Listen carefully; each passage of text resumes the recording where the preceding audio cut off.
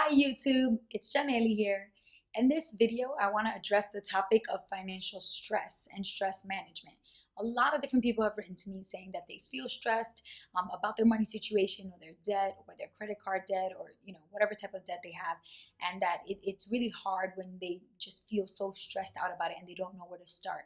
And I definitely do relate to that because I remember a time in my life when I was always stressed out about money, and not necessarily because I was in tons and tons and tons of debt, because I've always had, at least around fifteen to $17,000 of debt, and never really more than that.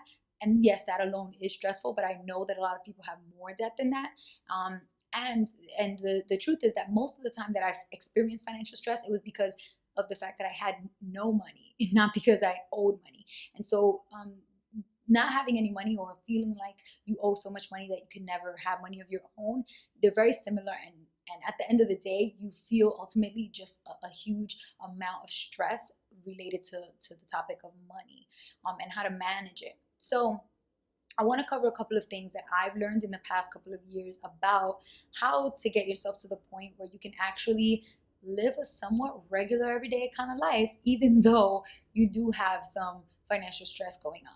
If you haven't subscribed to my channel, just take a second and go ahead and click the red subscribe button below. If you've already subscribed, thank you so much for being part of my journey. I'm really excited to continue to post videos on this channel. Please go ahead and take a moment to check out the Patreon link below. And if you could find it in your heart and in your budget to give at least $1 a month, that would be awesome and really helpful for me as I continue to create content for my channel. So back to money stress. I know that there's a lot of different things that people do to deal with money stress, but I definitely want to point out the fact that there's some things that are really helping you long term to deal with the issue, and there's other things that are really just coping mechanisms, and actually at the end of the day can end up being kind of unhealthy. Drinking, smoking, overeating. People do a lot of things that aren't necessarily healthy, but in the moment that they're doing it, it feels so good and it helps you get your mind off the problem that you're dealing with. But at the end of the day, it doesn't actually help you solve the problem that you're going through. And I learned that the hard way. So I definitely want to point out that big difference between long-term solutions that actually help you with your problem and things that are only going to help you feel better right now, like putting a band-aid on a cut that's so big that you clearly need stitches. It's like it's only going to help you for a little bit. You really need to go and take care of it for real. So in order to kind of talk about these things, I want to break it down into 3 different sections. So the first section is going to be the one big thing that, like, no matter what, you have to do in order to tackle the issue of financial stress. And that is, you have to actually research the problem. There's literally no problem in the world that exists that you can solve unless you understand it. You can't solve a problem if you don't know what the problem is, if you don't know the ins and outs of the problem, and if you haven't spent a proper amount of time really understanding all of the details and researching, what that problem is all about. So the first thing that I recommend is taking the time to read up on your specific issue. What type of debt do you have?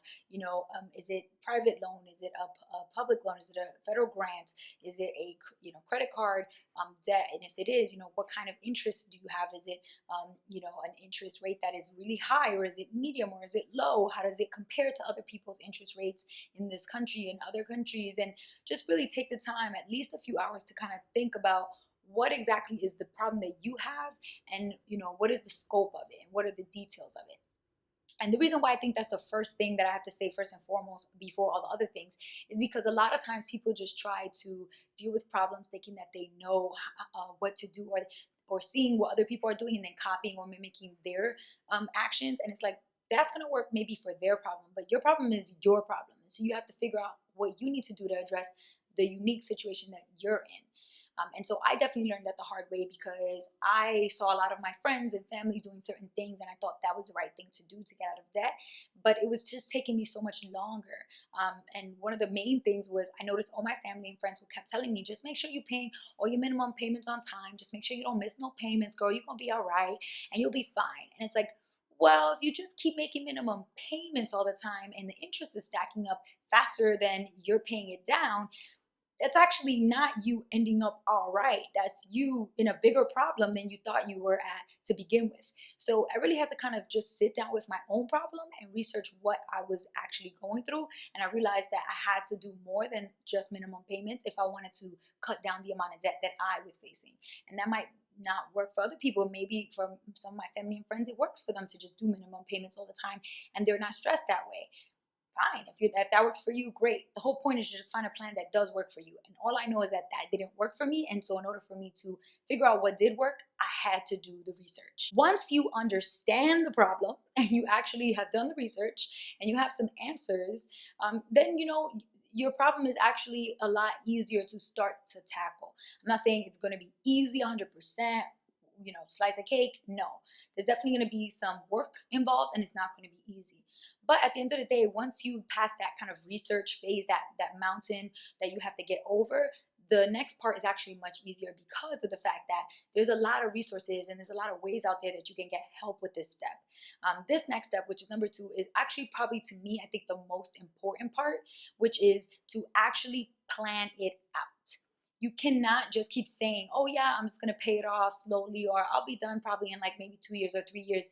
That's not enough. That's not going to help you to stay accountable. It's not going to help to motivate you. You're not going to be inspired to actually do, what you want to do to get rid of your debt unless you have a very clear plan that you can point to and follow and hold yourself accountable to. So I definitely find that this was probably one of the most helpful things for me, was to sit down and create a budget. And before I even did a budget for every single month, I just made a bigger budget, like a year.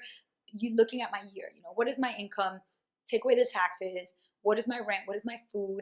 What are my bills? Now what's left? Because that's the amount of money that I actually have to be able to try to tackle this debt or do any other things that I want to get done. So that's a big step right there, is to just sit down, actually start to play with the numbers and the dates, and start to put together a plan based on all the questions that you answered when you did the research. So research is kind of the time where you answer a lot of unanswered questions that you have. And then once you have those answers, you move into the next part, which is making a plan with all of that information. So now that you know when your monthly payments are due, you can plug those dates into your plan. Now that you know exactly how much debt you have, you can backwards plan. How much do I have to send every month to be done with this in 5 years, in 10 years? But once you have those numbers and you have that information, what is my interest rate? How fast is this growing? All of those things, now you know them. It's not going to really cause you as much stress as it was causing you before, because before you just didn't know what you were up against, and now you have a better idea. And then the other thing that I want to attach to number 2, so kind of like with an asterisk above it, or like 2A, 2B, this is part B, I would say is that it's probably a good idea if you're the type of person who has a hard time like motivating yourself, like, if this sounds like you, like you tell yourself, tomorrow I'm going to wake up early and exercise, and then in the morning when your alarm clock rings, you turn it off and go back to sleep. Or you tell yourself, oh, I'm going to drink a whole gallon of water, in the next whatever day. And then you find yourself, barely drinking 2 or 3 cups. It's like, okay, clearly you're having an issue with holding yourself accountable to actually do the things that you want to get done. It might be helpful for you to have an accountability partner, accountability buddy. So what I would say, and this is something that I have recently suggested to a good friend of mine who did it and it actually really helped, is to share your plan with someone that you trust or someone who is willing to help you along the way. And so, for me, I basically put together a very detailed plan for somebody in my family recently and shared it and was like, hey, like, this is your plan. Like, let's look at the dates, look at the numbers, tell me if you can do this. If you're willing to do it, I'm also willing to help keep you accountable to it. I'll text you, ask you if you made the transfer, text me a screenshot of your payment that you made, all that kind of stuff to hold this person accountable, to really push them. And that really did help. It sounds, like annoying, but it's actually, when you're working together, it feels more like you're tackling this big thing together. You're not alone up against all this crazy debt. So definitely take the time to make the plan, and then make the plan. B, take the time to actually think about who you might want to share it with that could actually hold you accountable to doing the things that you said you were going to do by the time you said you're going to do them, so that you can actually accomplish the goals that you put down in your plan. So the last thing that I say, I learned this kind of the hard way, that is really, really important for you to do when dealing with financial stress, is just general stress management. So actually disconnect yourself from the fact that this is a money problem and just see it as just a problem of stress, just stress, period, right? When you're dealing with stress, it's really important for you to do self-care, and try to really analyze what your behaviors are. If you find that you're, doing a lot of things that are not actually helping you to relax and take care of yourself, then you might want to reflect on that and reevaluate how you're spending your time. Really put together a plan that will help you kind of make sure you're touching base with yourself, and doing things that you love to do. If you're lacking inspiration, maybe it's time to just take an hour a week where you look at an inspirational TED Talk or inspirational YouTube video or an inspirational documentary or a blog post or even a podcast. There's so many different things that you can do to get inspired. So if it's a lack of inspiration, figure out the time, 1 hour a week, put it on your calendar, and really, stay true to that, and really take the time to feel some spark of inspiration for yourself. There's so many amazing resources on YouTube for free that you can do to help you relieve stress in your body. There's, little exercises that you can do. There's stretches that you can do. There's yoga routines available, like entire yoga routines that are available online. Do some jump rope or go for a jog. Do things that will help you kind of clear your mind and reconnect with, the experience that you're having within your body, and just really kind of clear your head around the problems that you're having. When you come back to it, you're going to come back to it with a clear, head, and you're going to be able to approach the problem from a new, refreshed place. Because also the thing that happens when people are stressed is that they don't actually take the time to do these things. They just feel like they end up having to do a lot of other things to compensate for the fact that they have a problem, and then they don't properly take care of themselves. And a lot of times this actually leads to not sleeping properly too. Like, you try to get in the bed and go to sleep, but you're so stressed out about money, you're thinking about it, you're up all night and you can't sleep. That is stealing your chance to rest. And so then when you're up the next day, your brain isn't going to be able to function the way you need it to actually sit down and create the plan that you want to create. Your brain is not even going to be able to work to get the plan done. So it is really important. All these things are connected. What you eat, how much you sleep, how much water you drink, how much you exercise, the time that you take to self-care for yourself. All of this stuff is so connected to your ability to really tackle your problems proactively. And a lot of people just don't, take the time to really accept that, and believe in that, and really take the time to do that, to do all those things. And you'd be surprised, how much it really does change your life. Like, I'm eating differently from how I ever ate before. I'm exercising more than I've ever exercised before. I drink way more water now. And just like, take time to do yoga, to meditate, to read, to listen to podcasts. I love documentaries and TED Talks, all those things that kind of keep me inspired and keep me motivated and keep me connected to my goals, and make me feel like the motivation is coming intrinsically. It's not depending on other people telling me that I have to do it. It's actually, even if nobody tells me I have to do it, I just want to do it. I want to be better and I want to grow all the time. I'm always curious and trying to learn more. But in order to get to that place that I'm at now, it took a long road. I was not always like that. I used to be very negative and felt very hopeless and bogged down by stress of not having any money, and especially being a child of immigrants, because when I observed my parents growing up, the house was always full of this like stress whenever there was money problems. So if my dad was having issues paying rent or doing things for the family, everyone felt the stress. It was always kind of, there was negativity around when there were money problems, which was very often.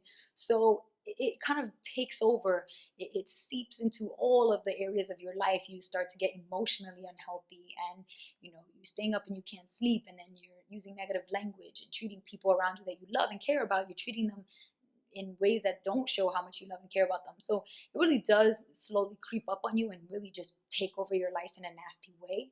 So it's better to just kind of clear your head and be proactive about the approach you take, and think of it as, it's not just money stress, it's actually just stress. So how can I help do things that will help me relieve the stress that I'm going through, so I can think with a clear head? Those are the main three things that I wanted to really point out that I've learned. But there's definitely one more thing I want to add in as just like a tip. In the past few years, I've definitely had to force myself to learn how to be happy and content, and how to live with less. So growing up, I always wanted more. I wanted to show off what sneakers I had, what name brand was on my coat, all the things that I had that to show what I, how much I was worth, when really it didn't make much sense, the fact that I was doing that, because I was literally worth nothing, if not less than nothing. So I was trying so hard to impress people around me and do things that I thought were going to help me, but they really weren't helping me. So it took me a long time to kind of hit the point where I snapped out of that, and also realized that if I learn to live on less and be happy with less things, physical things, and also just with less going on, then I will be able to have more left over to put towards the things that I really want. So my goals that I've set for myself. One of those things, self-care, being able to do a yoga class, or being able to drink a smoothie, whatever it is that you like to do that costs money. You would actually be able to put money in your budget for that if you start to cut out things that actually really don't really matter to who you are, but you just do them out of bad habit. So definitely take the time to really think about, are you pushing yourself to live on less, and in what ways could you push yourself even more to live on less? Like, we could all really challenge ourselves to do more than what we're already doing, and to be better than we are. So just think about that as well, on top of the three main things that I addressed in the video. If you guys have any questions about anything that I said in the video, I'm happy to answer them. Just put them in the comments below, or you can write to me privately at missbehelpful@gmail.com. That's all I have for you guys. Till next time.